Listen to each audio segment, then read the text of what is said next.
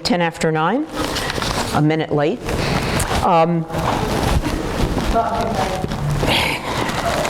You do that. You do that. Go right ahead. Where's Dan when I need him? Oh no, you don't just give you an extra minute with the kids on Wednesday. I didn't know that. Moving right along. Moving right along. We're going to begin a new series. And the series is going to be on relationships and how we as Christians understand and approach relationships. This is not just about family relationships in terms of biological, but it's also about how we as a family, Christ Church as a family, relates to each other. And so originally it was going to be 4 weeks, and then Ben and I started talking, and we're probably going to extend it into Lent. We're going to start today by looking at who needs relationships, and then we're going to talk about why do we fear them, what do they look like, and then how can we strengthen them. And that last part is probably going to actually be about a 4-part class on how can we strengthen them. Okay? So anyway, we're going to start today by looking at Genesis 2, which of course is at the front of the Bible, and B, there's probably an extra Bible right at the table behind you.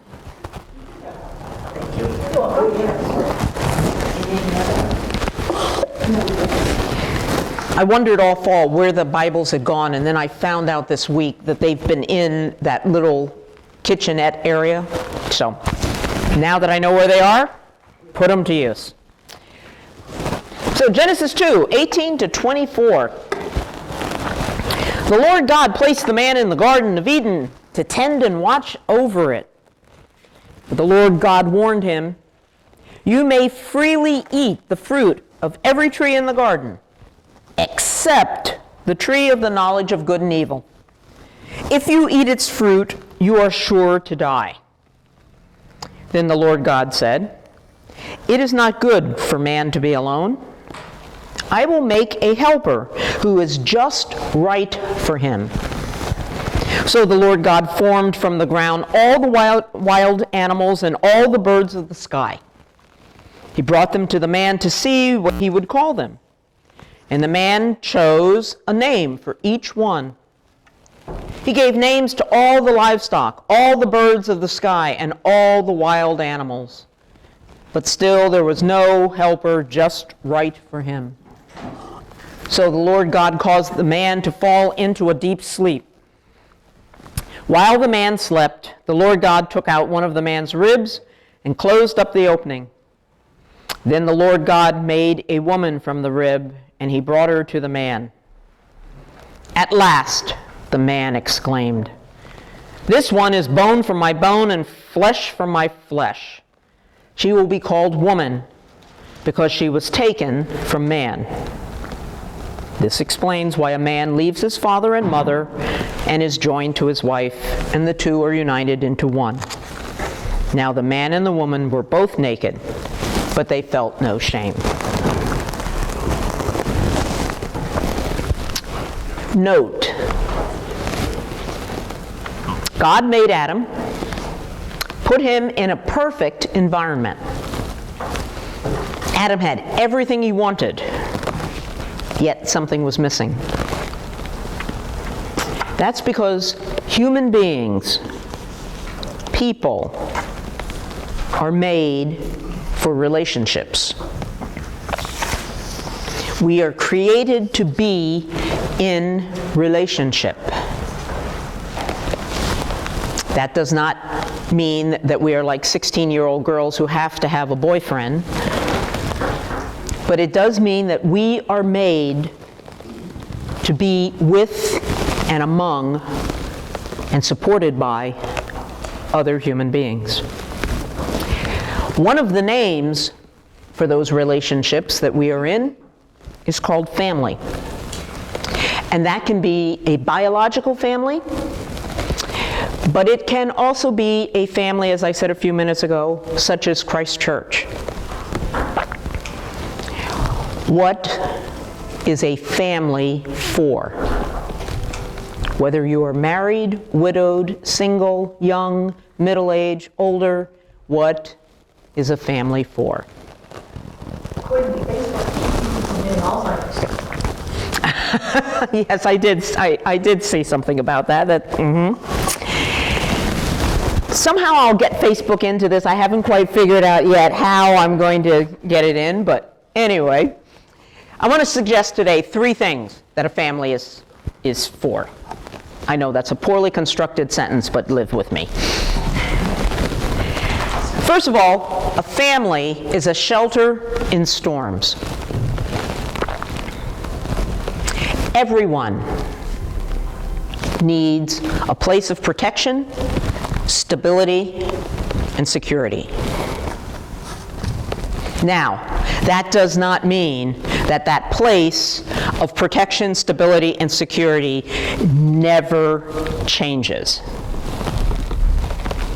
But you need to know where that place of stability is when you're in a storm. For some of these shorter verses, we won't take time to find them unless you want to, but in Proverbs 14:26, it is written, "Those who fear the Lord are secure. He will be a refuge for their children." This is one of the reasons why your church family becomes of major importance. Because of the presence of God in your church family, and hopefully in your biological family,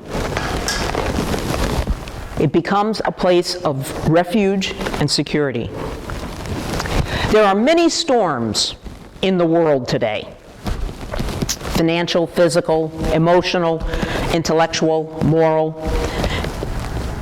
I want to suggest within the topic of a shelter in storms, 3 big storms that we confront. Change is a storm. There are many changes in life. And we need to have a place where, no matter what, we have a family there. Whether the change is that you just found your first gray hair, or whether the change is that you just retired, you just had your first child 2 years ago, you just had your 4th child 3 years ago. Change is a storm. We need to know on whom we can count for shelter, security, and refuge. Now, of course, we know our homes can be that place. But as I've said several times already, so can our faith community. Another storm, big storm, that we encounter is the storm of failure. We don't always win. I'm sorry to be the one who has to tell you this. Sometimes we lose. Sometimes we're turned down for a job or a promotion. Sometimes we don't make the team, have a losing season, go bankrupt. We can handle lots in life if we have a place of shelter. In Ecclesiastes 4:9 and 10, he wrote, "Two people are better than one, for they can help each other succeed. If one person falls, the other one can reach out and help. But if someone who falls is alone, they could be in real trouble. Likewise, two people lying close together can keep each other warm. But how can one be warm alone? A person standing alone can be attacked and defeated, but two can stand back to back and conquer. Three are even better, for a triple braided cord is not easily broken." Did you ever think about the fact that your family members are your fans all the time, even in a losing season? Not rabid fans, that is, not the kind of fans who can't be honest, but they're supporters of yours, even when you're going through those tough storms. Rejection is a storm. I don't know about you, but I hate being rejected. I don't like being put down. I don't like being ridiculed.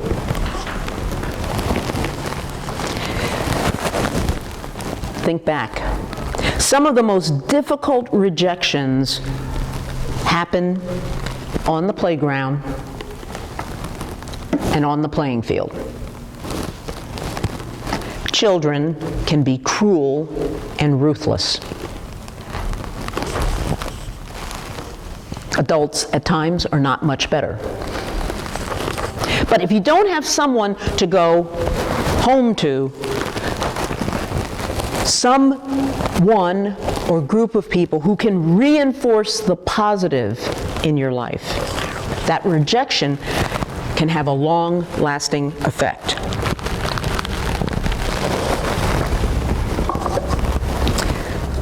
Just a footnote. Do you ever think about the fact that when we play games, what is the goal of many games, baseball in particular? Win. Okay, win.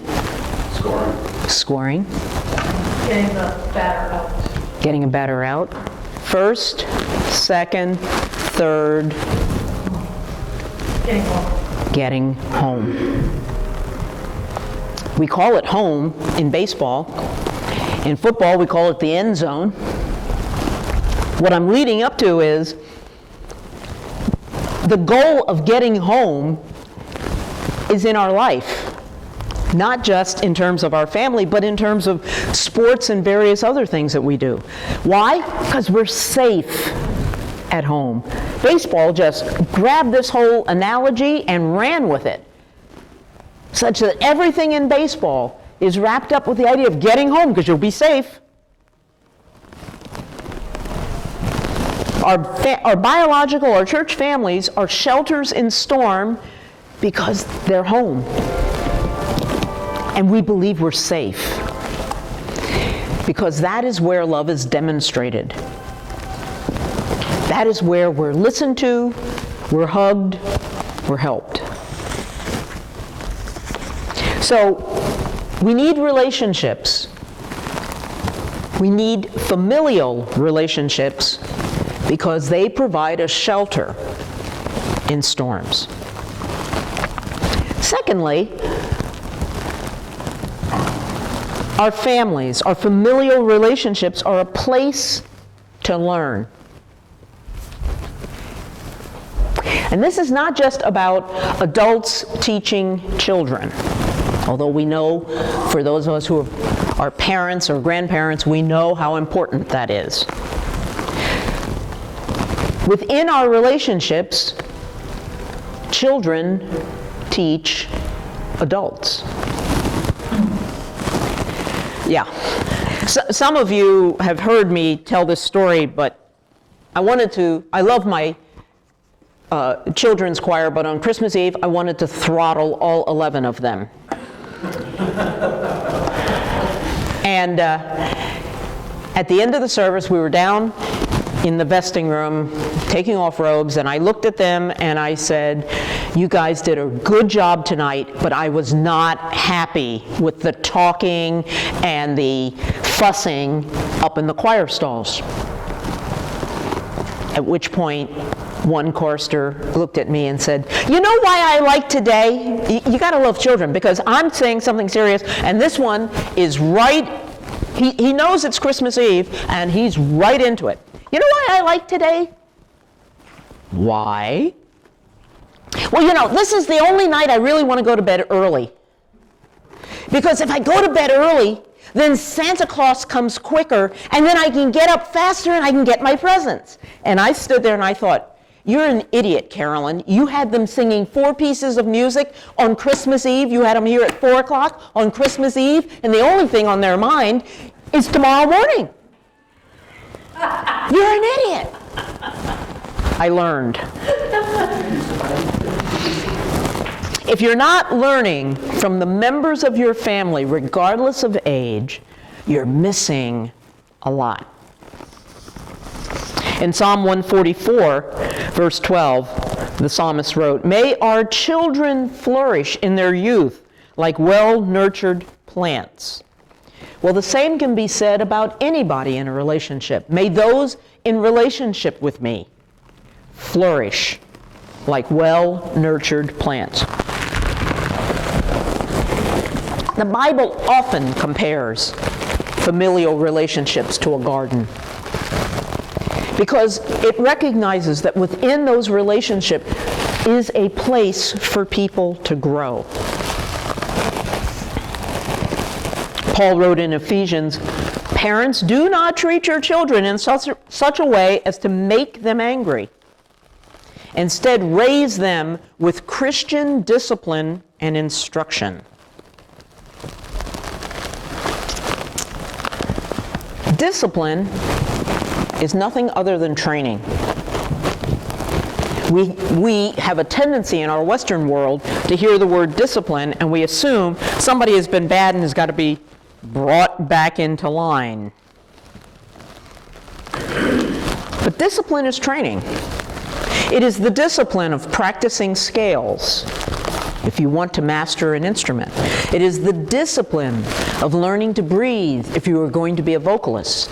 It is the discipline of dribbling a ball for hours if you think there's an outside chance that you can be Michael Jordan or Steph Curry or anybody else. It's training is what discipline is. And what we want to do is raise people within our relationships in a training that takes them to a point where the one who is controlling is God. With our children, we want to move them from parental control to self-control to seeing themselves as part of the family of God, with God as the head. Instruction that Paul talks about is how we describe what we're doing. Now, it is about education. And does anybody remember what the Latin word for really means? Educare? Anybody remember what it means? It means to lead someone out. It means to lead someone out. The Latin word from which we get education is not about necessarily 1 and 1 is 2, 2 and 2 is 4, 3. That's all important. But at its root, what you're doing when you're teaching a first grader 1 and 1 is 2, 2 and 2 is 4, is you're leading them out into the next big area of mathematics. What you are doing when you tell your child, I am, you are, he, she, or it is, you're leading them out into the ability to carry on conversation. So within our familial relationships, we are to treat and raise up people with Christian discipline and instruction. Train them and lead them out. If we do that, they will end up at that point of being centered in God. Luke 2. Turn to Luke 2. I didn't write down the first verse. I think it's 41. I should know this. No, it's 46.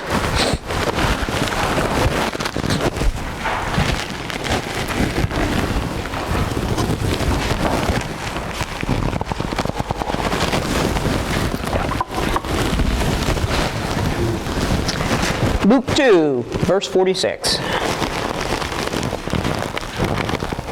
On the third day, Mary and Joseph found him in the temple, sitting with the Jewish teachers, listening to them and asking questions. All who heard him were amazed at his intelligent answers.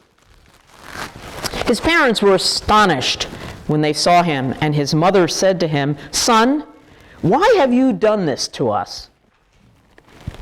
Your father and I have been terribly worried trying to find you."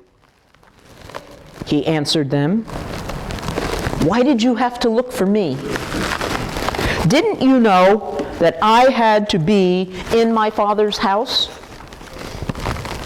But they did not understand his answer.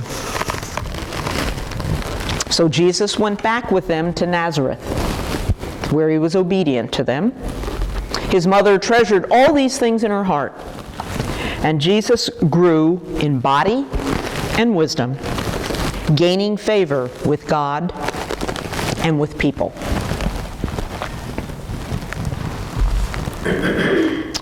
Okay, so in this relationship, the parents learn something from the child.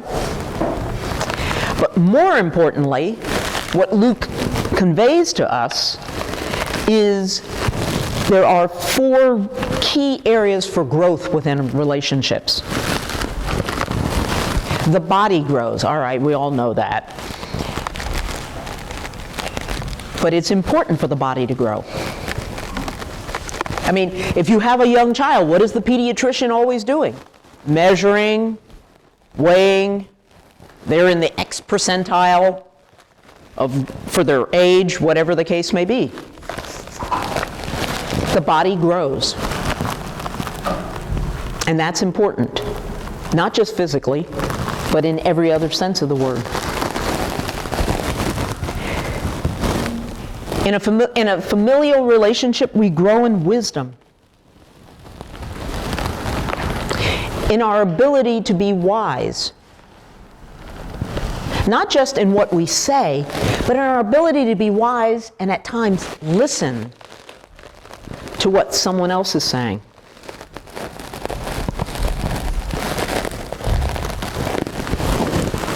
In our relationships, we grow in favor with God.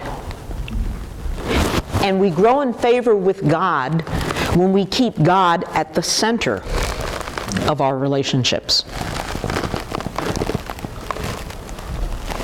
When our focus is on Him,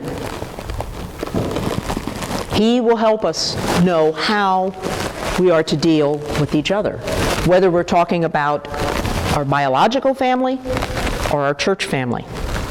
And then we grow in favor with each other. The last one can be sort of interesting. And the reason it can be sort of interesting is if you grow in favor with God, sometimes God calls you to say things or to be someone in a relationship that others in the relationship may not appreciate. For example, you remember how Jesus said in Matthew 18:16, if you have a problem with your neighbor, and in that case, neighbor is not the person 4 houses down the street. Neighbor is someone with whom you have a relationship. If you have a problem with your neighbor, go and talk directly to them. And what do we tend to do? Awesome. Right, we talk to everybody except the person that we have a problem with. Okay? Now, if we're growing in favor with God, and we're growing in favor with each other, then we go and we talk to that person. I'm having a problem because of fill in the blank. The other person, this being the 21st century, is liable to say it's none of your blank business.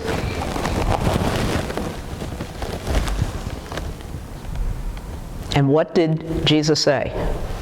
If they don't listen, then you go and you get someone else. To grow in favor with God and to grow in favor with each other, at times brings us face to face with each other. Brings us into conversations that deep down inside we don't really want to have. Right? It's always easier to tell someone else. It's always easier for me to tell Joan what is wrong with Dixie.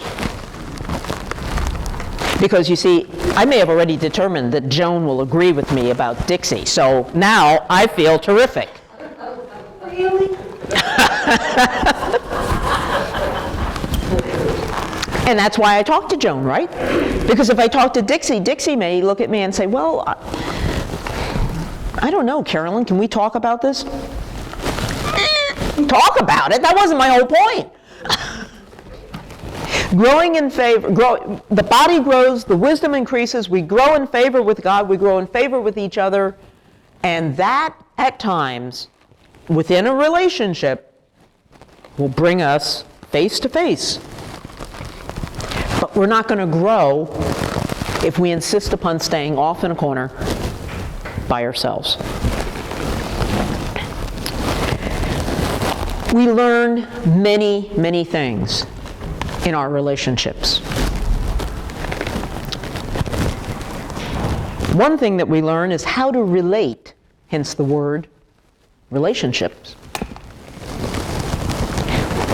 We learn the good of relationships, the bad parts of relationships, what's right, what's wrong about relationships, what's effective, what's ineffective.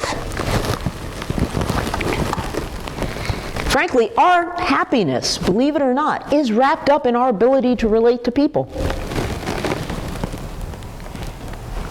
A lot of times, the person that we call a sourpuss and wonder why they behave that way. Again, I'm telling Joan that Dixie's a sourpuss, okay? But the reason that person might be a sourpuss is nobody's relating. Nobody's willing to try and relate. Second, we'll relate.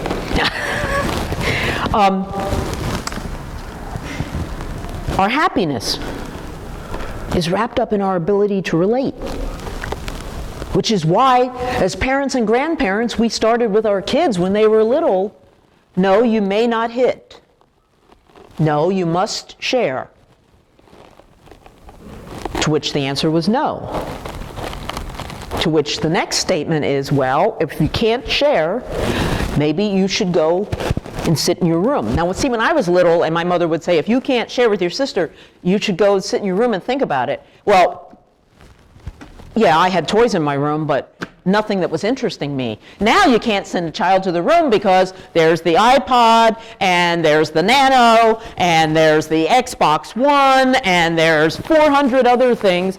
Go to my room, thank you very much. I would rather do that than relate to my brothers and sisters. Whole different world, I admit today. We start at an early age helping our children, whether it is our biological children or our children in the family of Christ Church. We start at an early age helping them to relate to others, and that becomes a basis for them for the rest of their lives. In our relationships, we develop character. You've heard it said, character is caught, not taught. You cannot say to a child or a grandchild, you must always be honest. And then 12 hours later, the phone rings, and you say, tell him I'm not here. Right? When we were in Indiana and I was teaching ethics at Purdue, classic example that I would use in my basic ethics class. It was ethics for the professions, but I would use this example as a way of helping college students stop thinking of the big stuff and realize that it all starts with the little stuff. I was in the local grocery store, big box kind of place, sort of like a super Walmart. Anyway, I'm in the produce department, and there's a man, and he's got his, 4-5-year-old son with him. And there's the father, there are the grapes piled up, and there's the father, and he's picking off a grape, and he's handing it to the kid, and he's eating them, and the kid's eating them. And I'm looking at this, and I'm thinking, you've easily pulled off 6 or 8 grapes in the 2 seconds that my eyes have fallen on what you're doing. I didn't say anything. There was not anybody from, the store is named Meyer, there wasn't anybody from Meyer staff around. So anyway, I wander through the store and I get to the back. And in the back is where the bulk candy is. And in those days, the bulk candy was probably as long as from window to window, and it was 3 tiers starting right about here and going up. Well, as you're chortling, this tier was perfect for this 4-year-old kid. And it was bulk, so it meant that all you had to do was just lift the lid, okay, and you could get your little hands into it. And the kid had on cargo pants. And so I get to the back.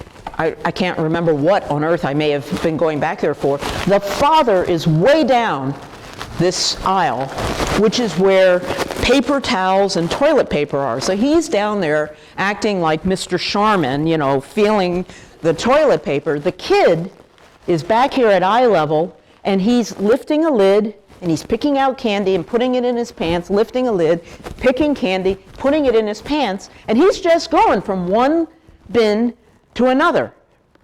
And his little cargo pants are bulging on the side. Anyway,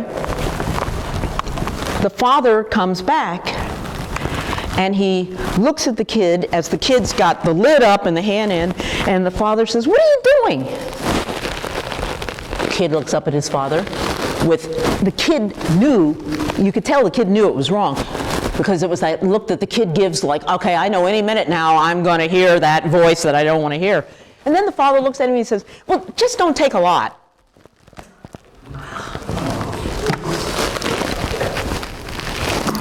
Character is caught, not taught. That father probably told the kid, you don't take things that don't belong to you, you don't do this, you don't do that. But there he was, and his response was not to tell the kid, take it all out. His response was not to get a bag, take it all out, put it in, and go ring it up. At that point, one of the staff people did come up, and I said, "I think that kid's got a lot of candy in his pocket." And the man looked over and he said, "Excuse me, sir, that candy needs to be in a bag." "Oh, yeah, we're going to put it in a bag." Kids are watching what we do. And they're watching what we do in our biological relationships, but they're watching what we do in our church relationship. What we say and do here, they pick up on. The other thing we learn in our relationships are values. We learn them at home. We learn them in our parish. The values we convey them loudly and clearly, and not necessarily by our words, but by our actions. In Deuteronomy 6, beginning at verse 4, the writer said, "Attention, Israel, God our God, God the one and only, you are to love him with your whole heart. Love him with all that's in you. Love him with all you've got. Write these commandments that I've given you today on your heart. Get them inside of you and get them inside your children. Talk about them when you are sitting at home or walking in the street. Talk about them from the time you get up in the morning to when you fall into bed at night. Tie them on your hands and your forehead as a reminder. Inscribe them on the doorposts of your home and on your city gates." I know what you're saying to me is, well, we're never sitting at home and we don't walk in the street, we're always in the car. My children are grown and they aren't around me anymore. Change all of that to text them, Snapchat them, Instagram them. If they use Facebook, talk to them on Facebook. The point of the writer of Deuteronomy is still true. We're to love our God with all our heart, and we are to write that commandment, as well as others, in the hearts of those around us. You remember a year ago, in his sermon the day of the annual meeting, Ben said, pull out your cell phones and start taking pictures.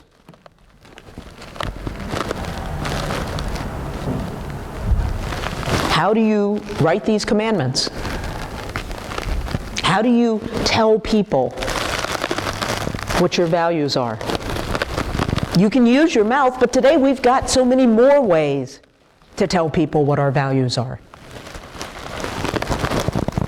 I just love it when I get messages from choir parents, and sometimes there are videos that I get of their children sitting at the breakfast table singing something that we sing in church on Sunday morning.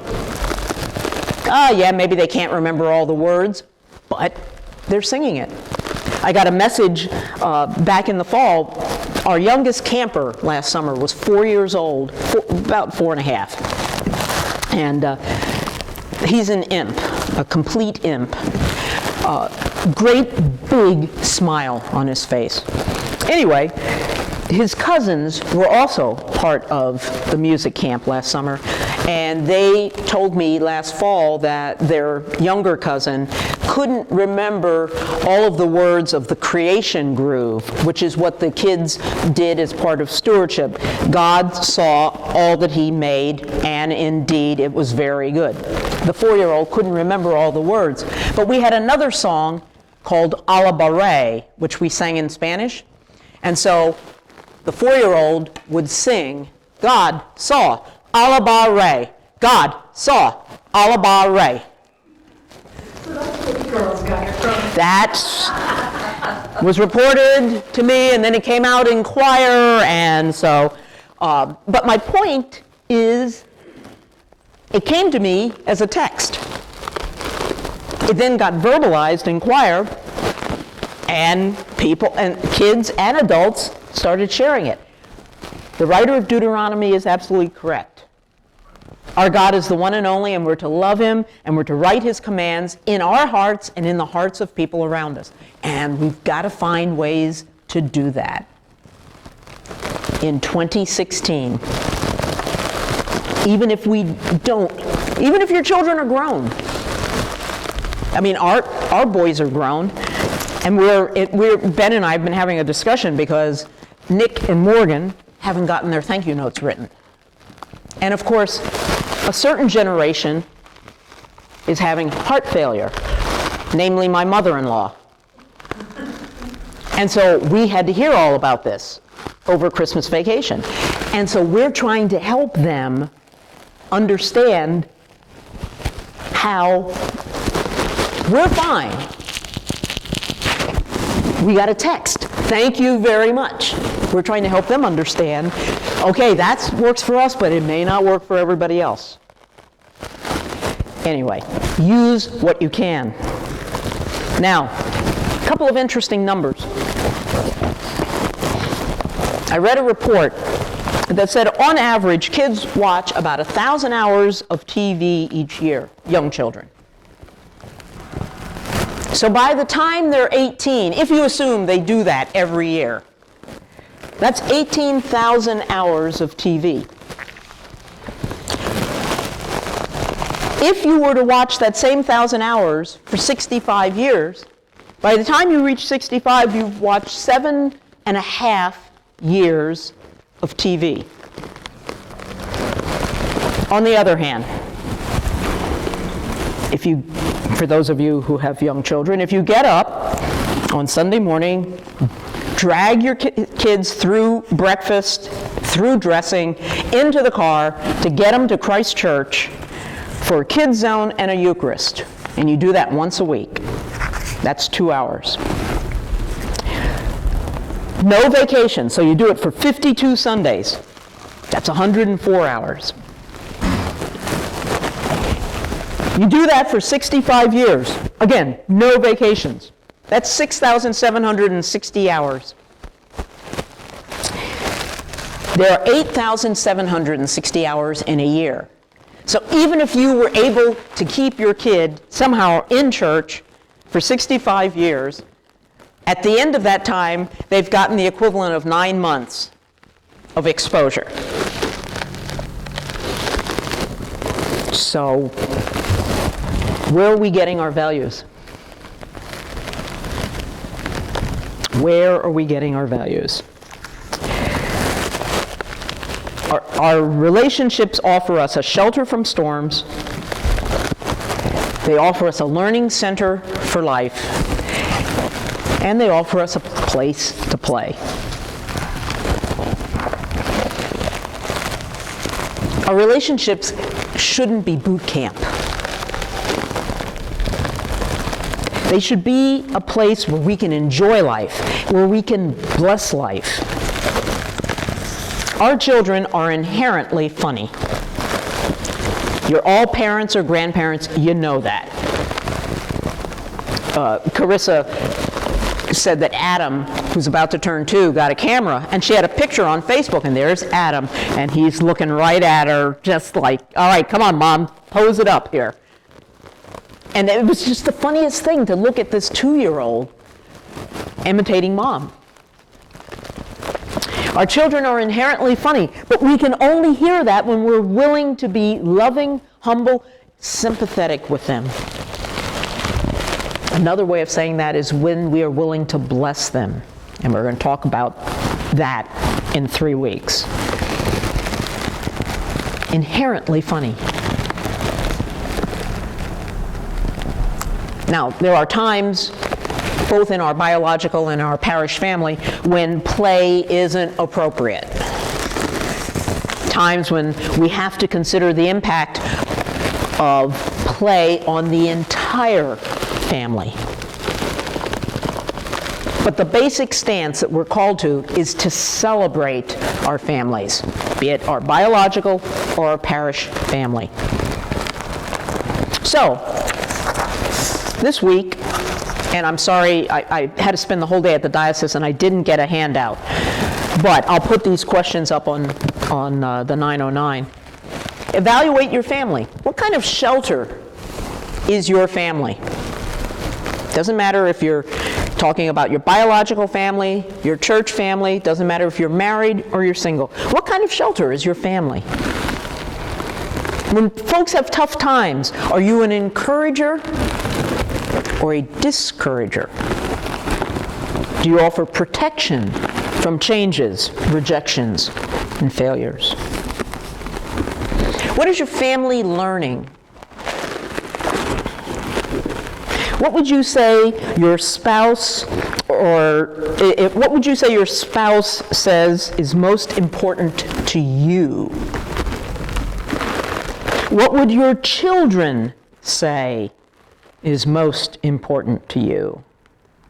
What would your fellow parishioners say is most important to you? What does your life say about your values? About God and His priority in your life? And lastly, what fun is your family having? Be it biological or parish. Are you having fun with your children at home? Are you having fun with your children who are grown and gone? Does your family celebrate? All of those questions about your biological family, your parish family, or any other definition you want to use about family. And good, I have about 2 minutes before I have to go out and find the band. Questions, comments?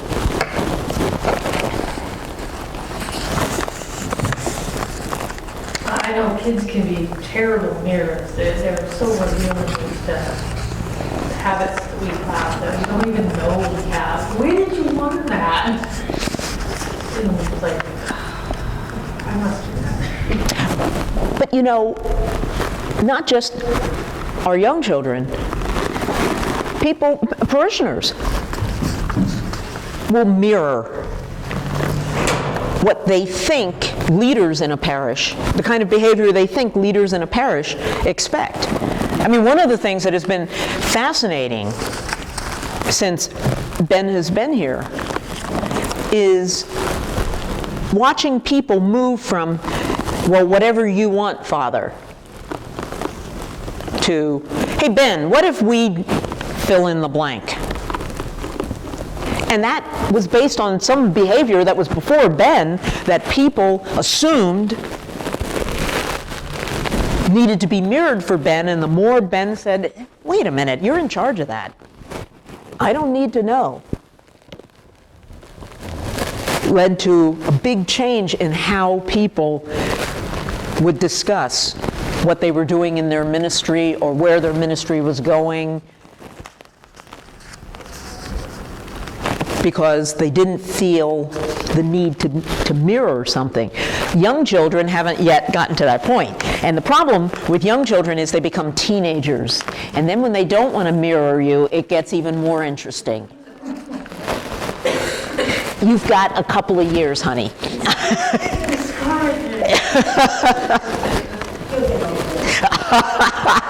You'll get over it and through it. Okay, next week we are going to talk about relationships, and we're going to talk about why do we fear them. All right, let's see. Next week is why do we fear them. The week after is the annual meeting, so there will be no prime zone, and then we will resume on the 31st and move into the Sundays in Lent. Excellent.